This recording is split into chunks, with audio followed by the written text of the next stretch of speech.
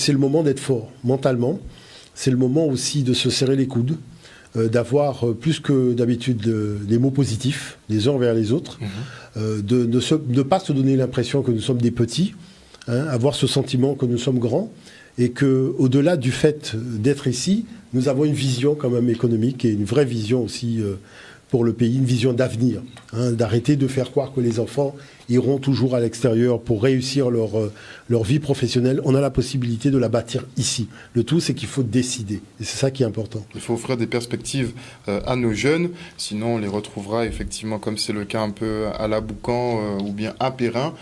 Une fois que le top party est lancé, ils n'entendent strictement plus rien. Et ça peut se comprendre puisqu'ils n'ont rien à perdre au final. C'est ça la problématique de fond. On va quand même essayer de faire un petit 10 minutes de cours sur effectivement la grotte de Blombos. De Blombos, oui. Alors en fait, c'est un sujet que je voulais aborder parce que aujourd'hui, la recherche a statué sur beaucoup de choses qui faisaient débat autrefois. L'Afrique du Sud est le berceau de tout. C'est-à-dire tout ce qui fait la cognition, tout ce qui fait je dirais, partie de l'émergence de l'intelligence humaine, de l'apparition de cette réflexion scientifique. Tous les spécialistes maintenant disent « Ok, l'Afrique du Sud l'a emporté ». Parce qu'avant, vous saviez, on voulait blanchir l'Égypte ancienne, Zimbabwe, on disait que c'était les mines du roi Salomon. Enfin, il y avait des théories scabreuses qui étaient inventées jusqu'à présent pour justifier tout ce qu'il y avait sur le continent africain. Là, l'Afrique, elle s'est vengée, c'est-à-dire elle a réglé les comptes, c'est l'Afrique du Sud. Est-ce qu'on peut voir d'ailleurs la première image? Si on peut déjà commenter ça, vous allez comprendre ce que je veux dire par là. Parce que l'Afrique, voilà. Voilà les sites, on est à l'extrême sud de l'Afrique, donc la possibilité d'avoir un blanc là, ou un sébite là, franchement, c'est pas possible. Nul. Non, là c'est nul. Bon, il faut comprendre une chose.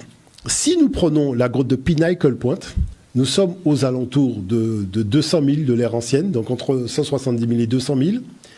Il y a de la technologie, c'est-à-dire que la science de la taille de la pierre était faite par chauffage. C'est une technique qu'on a vue arriver en Europe vers 20 000 de l'ère ancienne. Là, en 170 000, vous l'avez déjà. Et c'est quelque chose d'extraordinaire, c'est les travaux du professeur Marine qui montrent que la technologie, elle est née là. Bon.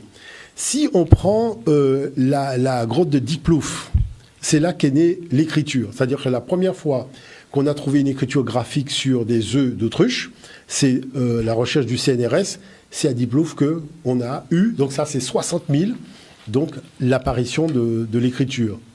Et donc ça, vous tapez sur Internet les œufs d'autruche Diepkloof, Afrique du Sud, vous allez retrouver tous les éléments de recherche. Et puis, il y a Sibudu Cave. Sibudu Cave, c'est le fait d'utiliser des végétaux antibactériens. Donc c'est là qu'a commencé ce qu'on appelle la prévention santé dans l'histoire de l'humanité, moins 80 000. Sibudu Cave, les anciens utilisaient l'aloe vera, parce qu'ils ont bien compris qu'il y avait des microbes, il y avait des virus. Donc c'est des choses qui sont attestées, notamment la recherche au Canada a attesté que tout a commencé en matière de prévention santé dans l'histoire de l'humanité, à Sibudu Cave. Et puis il y a Blombos. Blombos, c'est le berceau de la géométrie. Et pourquoi je voulais le dire? Parce que maintenant, la recherche l'a affirmé. J'ai un document. Est-ce qu'on peut voir les autres documents rapidement? On va faire vite déjà sur les documents images. Et on va prendre au moins le document. Voilà. Donc, Pinnacle Point, vous voyez, ça, c'est la presse internationale anglo-saxonne. On vous parle de coffre trésor archéologique. En 162 000, c'est extraordinaire l'avancée technologique de l'humain moderne à cette époque. Ce qu'il faut comprendre, c'est qu'on est aujourd'hui obligé de réécrire l'histoire de l'humanité. C'est-à-dire qu'il n'y a plus rien de ce qui avait été dit qui est valable. Et c'est très important. Alors aujourd'hui, on peut falsifier l'histoire mondiale. Oui, mais on peut tout falsifier concrètement. Oui, totalement. Est-ce qu'on peut mettre le document suivant? Voilà, les œufs gravés, vous voyez, berceau de l'écriture, moins 60 000, les recherches ont été faites par le CNRS. Donc, ce qui veut dire quoi? Ça veut dire que nous rentrons dans l'ère du berceau et tous les débats scientifiques sur la puissance du cerveau africain, parce que, regardez une chose, c'est important, avant, On prenait un crâne, on le mesurait, on faussait les mesures, on vous disait, bon, ce crâne africain est plus petit, la boîte crânienne est plus petite par rapport au crâne européen, donc ça fait que l'Africain était plus idiot que l'Européen. Bon, mais le problème, c'est que c'est pas le cerveau dans la boîte crânienne mesurée, c'est ce qu'il a produit. Et lorsque vous prenez ce qu'il a produit, vous mesurez 60 000 ans par rapport, par exemple, à Mésopotamie qui est en 3500, c'est même pas la peine. Vous avez plus de 50 000 ans d'avance. Ici, vous avez l'article du journal Le Monde paru en 2002 qui reconnaît que le berceau de la pensée scientifique, c'est l'Afrique du Sud. Et là, c'est attesté. Et depuis, on a été de découverte en découverte, de découverte en découverte. Alors, je tiens simplement à dire que les découvertes ont été faites en 1992, rendues publiques en 2002. Et durant ces 10 années, je dirais, les matériaux ont tourné dans les laboratoires. Et c'est comme cela que l'idée du GPS est née. Le GPS, c'est un système de triangulation. Et Blombo, c'est... Mais le mieux, c'est d'écouter, si on peut regarder le premier document vidéo, parce que tout a été dit. Voilà. Et je pense que c'est un des documents où on peut dire aujourd'hui que le débat est clos sur cette question. Enfin, voilà. I'm standing on the southern tip of Africa and imagining what it was like sometime in the last hundreds of thousands of years. Back then, Africa was home to all the world's Homo sapiens, all 10,000 of them. If you were an extraterrestrial on a survey mission, you might have thought we were an endangered species. Someday soon, there will be 10 billion of us. What happened? How did we become the globe-girdling, space-traveling species that we are today?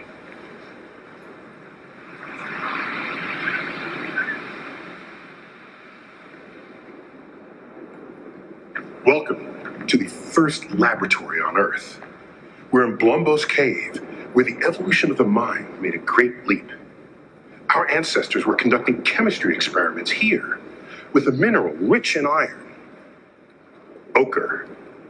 They used it to decorate objects with bits of red color, but it may have also had other uses, to preserve animal hides, or as a medicine, or as a way to sharpen their tools, or maybe as an insect repellent.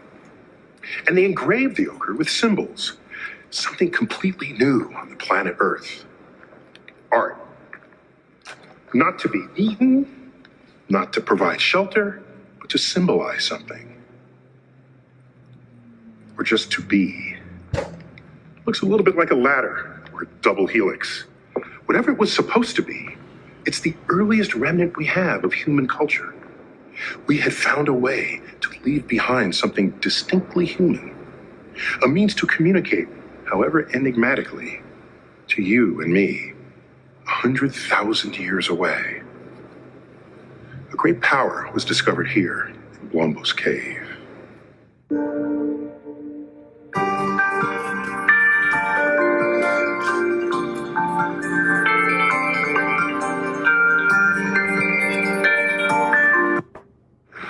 I'm standing on the southern tip of Africa and imagining what it was like sometime in the last hundreds of thousands of years.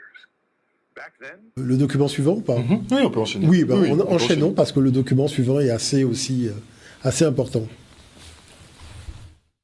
À Blombos, en Afrique du Sud, des archéologues viennent de découvrir que la retouche par pression, une technique de taille que l'on croyait apparue en Europe 20 000 ans avant notre ère, était en fait déjà maîtrisée par Homo sapiens 50 000 ans plus tôt, à l'extrême sud de l'Afrique. Une découverte dont l'importance a donné lieu à une publication dans la revue Science. Entretien avec l'un de ses auteurs, Vincent Moore, préhistorien à l'INRAP. Vincent Moore, vous venez de copublier un article dans la revue internationale Science. L'objet, le thème de votre recherche, la préhistoire et l'Afrique? Oui, enfin un peu plus modestement, donc j'ai participé à l'étude expérimentale de l'industrie lithique du site de Blombos qui se trouve en Afrique du Sud. Ce programme est bien sûr un programme sud-africain. En fait, c'est une collaboration entre Christopher Enchilwood, donc qui est le responsable de la fouille de Blombos, Paula Villa, qui est un chercheur américain indépendant et qui est rattaché à un laboratoire français de l'Université de Bordeaux, et donc moi-même qui suis rattaché à un laboratoire de l'Université de Toulouse ainsi qu'à l'INRAP. Et pourquoi êtes-vous intervenu sur ce site sud-africain? Donc en fait, j'ai été sollicité par Paola Villa, qui est un des co-auteurs, et qui avait besoin, pour mener à bien cette étude, de quelqu'un capable de tailler la pierre comme le faisaient les hommes du Paléolithique. Blombos n'est pas n'importe quel site, donc vous le disiez, Afrique du Sud, en bord de mer, un abri sous roche, avec des découvertes absolument capitales. C'est vrai que c'est un site qui a défrayé la chronique à plusieurs occasions, puisqu'il a livré des industries en matière osseuse qui sont très anciennes. Il a livré également des blocs d'ocre gravés, incisés avec des motifs géométriques qui datent d'environ 75 000 ans avant le présent. Il a livré aussi des indices très anciens de parure. Et donc c'est un petit peu dans ce contexte que s'inscrit l'étude que nous avons réalisée. Cette technique de la retouche par pression nécessite une autre technologie. Ils ont réussi à démontrer en fait que le silkrète avait été chauffé, c'est-à-dire qu'il avait été transformé par une utilisation contrôlée de la chaleur, de façon à améliorer son aptitude à la taille. En fait, on va pouvoir se livrer à un travail beaucoup plus fin et beaucoup mieux contrôlé sur ces pièces foliacées bifaciales. On connaissait déjà cette retouche par pression dans l'Europe occidentale. C'est une technique qui était attestée jusqu'à présent à partir de 20 000 ans avant le présent en Europe, en Eurasie et en particulier en Europe dans un faciès du Paléolithique supérieur qui s'appelle le Solutréen. Ce qui défraie la chronique ici, évidemment, c'est que les industries de Blombos qui témoignent de l'utilisation de cette technique datent de 75 000 ans, donc on fait reculer la première documentation de cette technique de plus de 50 000 ans. Donc on serait sur un foyer africain ? C'est-à-dire que cette étude, elle nous laisse un petit peu désemparés au niveau de l'interprétation et de toutes les conséquences que ça peut avoir, puisqu'elle implique dans une certaine mesure de revoir avec un œil nouveau toutes les industries paléolithiques d'Afrique du Sud et même d'Afrique de l'Est pour en saisir toutes les conséquences.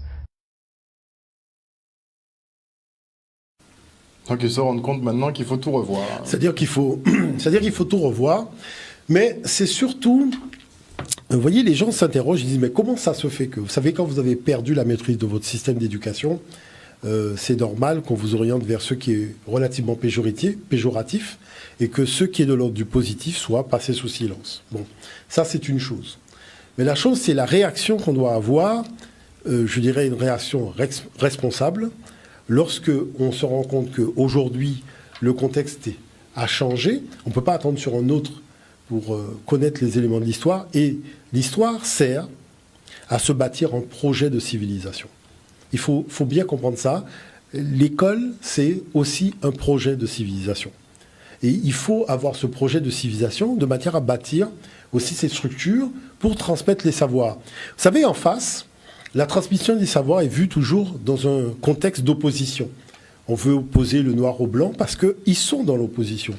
Vous savez, le monde occidental, c'est ça, c'est une opposition, il y a le bien, il y a le mal, vous voyez, et c'est comme ça. Et si tu n'es pas avec moi, c'est que tu es contre moi. C'est-à-dire, c'est même pas que tu as un avis divergent, c'est que de fait, tu es contre moi, puisque on le voit avec le problème de la vaccination, tu n'es pas d'accord avec moi, c'est que tu es contre moi, donc je viens t'affronter. Donc, l'Européen est très binaire, en fait, finalement, dans son fonctionnement, alors que l'Afrique a introduit ce qu'on appelle la complexité dans la réflexion, et c'est ça qui permet justement la palabre africaine, puisque cette complexité, elle peut s'exprimer, ce qui est de l'ordre de ce qu'on appelle aujourd'hui le consensus.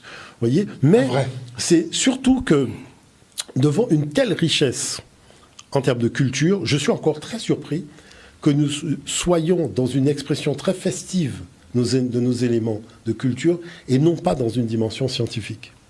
Et que si, par exemple, au Japon, on travaille sur la dimension scientifique du roca, on va dire, mais regardez ce qu'ils font. Alors qu'on pourrait passer son temps à dire, mais attendez, à un moment, je veux bien qu'on parle de musique, mais est-ce qu'on peut parler de science à un moment ?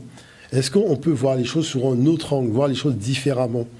Parce que le jeune qui vient dans sa tradition culturelle a la possibilité de découvrir tellement d'univers scientifiques, de découvrir tellement de choses que je ne comprends toujours pas pourquoi des adultes décident de priver le jeune de la conception scientifique des éléments de sa culture, alors que les mêmes adultes disent que l'école n'enseigne pas l'histoire aux enfants, et que si un enfant veut connaître l'histoire du pays, dans sa dimension historique de conflit.